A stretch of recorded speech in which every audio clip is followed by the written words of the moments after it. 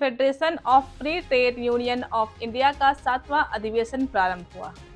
खबर को विस्तार से जानेंगे, लेकिन उससे पहले लेते हैं एक छोटा सा ब्रेक। इस खबर के प्रायोजक हैं शारदा नारायण हॉस्पिटल, प्रतिबद्ध आपके स्वास्थ्य के लिए। सुपर मल्टी स्पेशलिटी सुविधा न्यूनतम दरों पर उपलब्ध। संपर्क करें शारदापुरम, शहादतपुरा, मऊ, उत्तर प्रदेश। संपर्क 9454868686। ब्रेक के बाद आप सभी का स्वागत है। खबर है यूपी के वाराणसी की, जहां पूर्व निर्धारित कार्यक्रम के अनुसार confederation of free trade union of India का 7वां अधिवेशन होटल प्लाजा इन वाराणसी में प्रारंभ हुआ।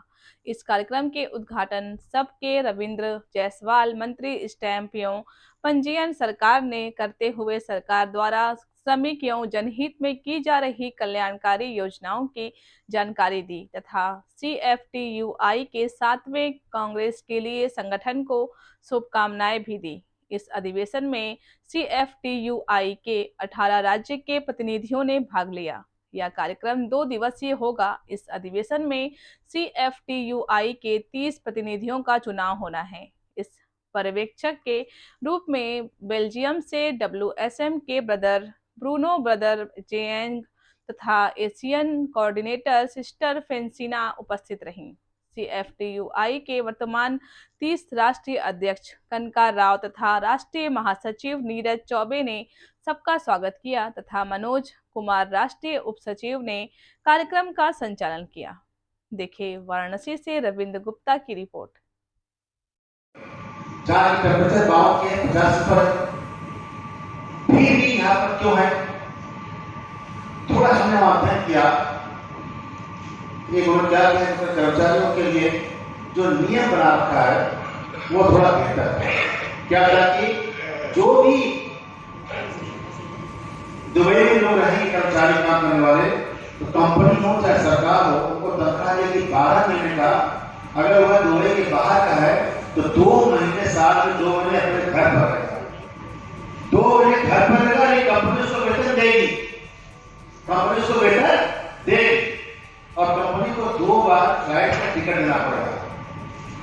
और कंपनियां का नियम बना दिया है, जब टेम्परेचर वहां रहेगी 50 के ऊपर, तब 11 से लेकर के दोपहर 2 बजे तक काम नहीं करेगा, यानी मानवीय आधार पर उनकी चिंता की जा रही है। तब समर्पण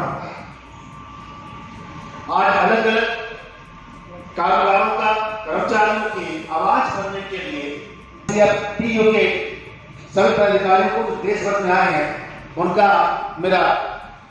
अभिनंदन करता हूं, क्योंकि आप भरोसे के लायक हैं। वह अपने आप को आप उनकी आवाज बनेंगे।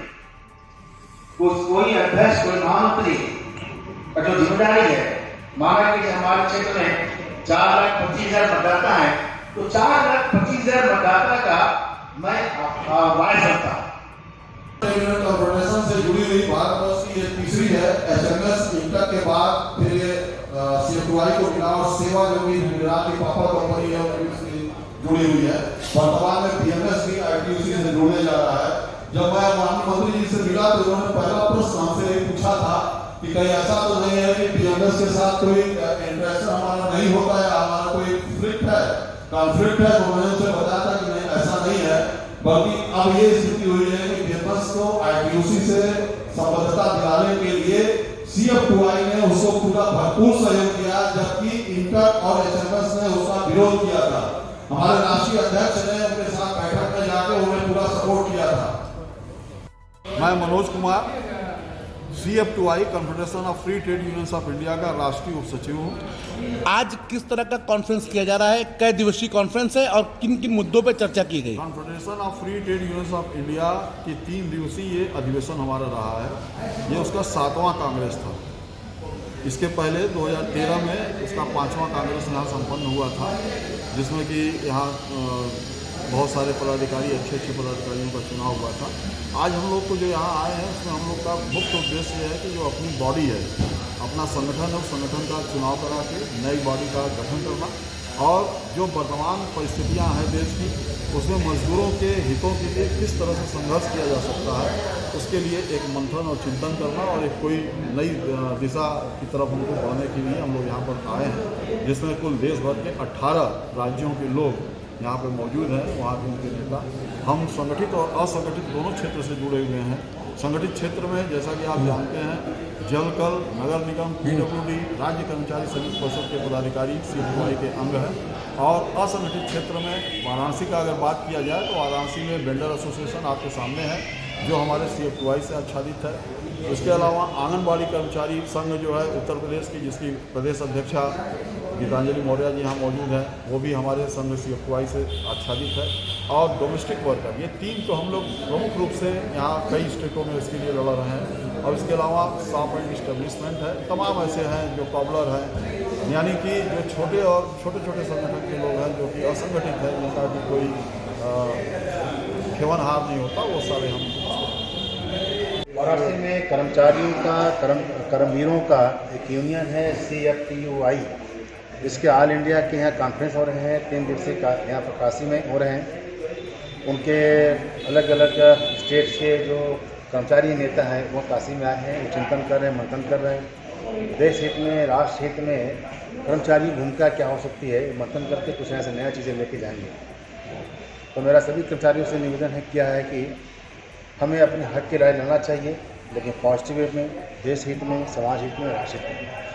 शोषण होना चाहिए, और शोषण कोई कर रहा है तो उसका विरोध करना चाहिए।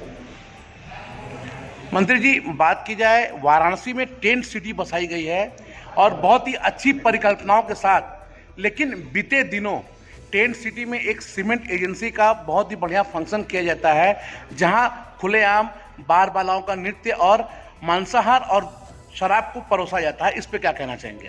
समाचार पत्रों के माध्यम से मैंने पढ़ा था कि कुछ लोगों के ऐसा किया थे, लेकिन अभी उसके प्रूफ नहीं मिल पाए थे।